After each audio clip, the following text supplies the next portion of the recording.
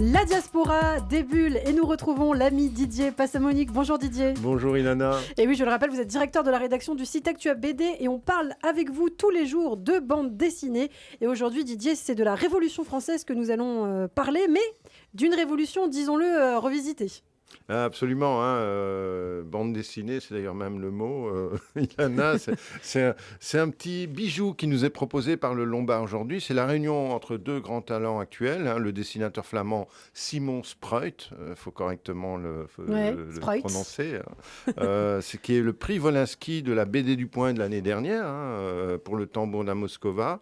Toujours Lombard, et le scénariste français Nicolas Juncker, l'auteur, souvenez-vous, d'un général des généraux, vous savez, cette BD avec le général de Gaulle, chez le même éditeur. Avec ces deux atouts dans la manche, le Lombard ne pouvait que sortir un album qui nous plaise, et c'est effectivement le cas. Et ça s'appelle donc Dragon.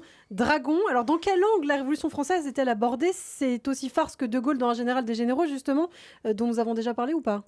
Absolument. Le cadre, c'est la Révolution française. On en connaît les grandes lignes, celle que nous a dictée Michelet avec ses figures légendaires, Marat, Robespierre, Danton, le roi Louis XVI, Marie-Antoinette, et puis les batailles comme la bataille de Valmy.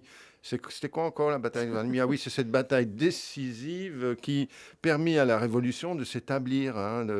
C'est la bataille qui scelle l'arrivée de la Première République. A-t-elle vraiment eu lieu, comme les historiens du 19e ont pu la décrire ? Nicolas Juncker, donc, qui est historien de formation, met un billet sur une hypothèse qui circule depuis l'époque, c'est que le duc de Brunswick, qui dirigeait les Autrichiens, aurait été acheté par Georges Danton avec les diamants de la couronne royale de France.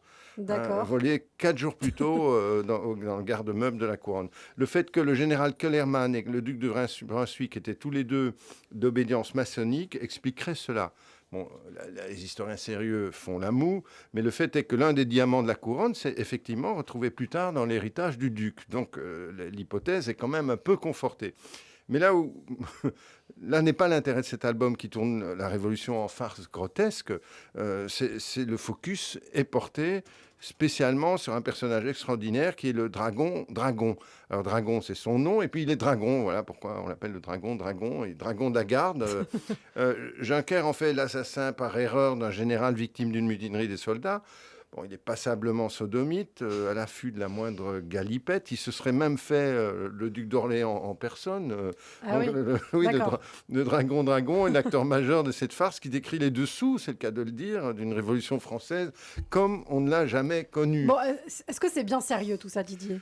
Avec sa formation d'historien, Nicolas Juncker sait de quoi il parle en déconstruisant l'histoire avec ses ricanements. C'était déjà le cas pour De Gaulle. Simon Spruit n'est pas en reste. Il y a un rire brueghelien dans son dessin, dans son coup de pinceau, une fougue blotchienne. C'est un néologisme forgé par le patronyme de Bloch, qui est le Mozart de la BD d'aujourd'hui, comme le désigne le cinéaste Patrice Lecomte. C'est une des plus belles découvertes de la saison. Moi, je recommande, Ilana. Eh bien, ça s'appelle Les Mémoires du Dragon, et c'est le tome 1, publié aux éditions Voilà, Lombard. ça a pour titre Valmy, c'est fini. On voit un peu. Je dirais pas ce que vous m'avez apporté en guise de cadeau. Vous pouvez le dire. C'est le marketing de Lombard qui offre un slip. Un slip avec un préservatif. Avec un préservatif aux couleurs du dragon. Donc voilà, on voit très bien ce que c'est cette série. C'est assez drôle. C'est drôle, c'est instructif et ça appelle à relire un peu l'histoire. Bien, merci beaucoup Didier Passamonique. On a hâte de découvrir cette bande dessinée. Didier, on vous retrouve demain matin sur Radio J. À demain.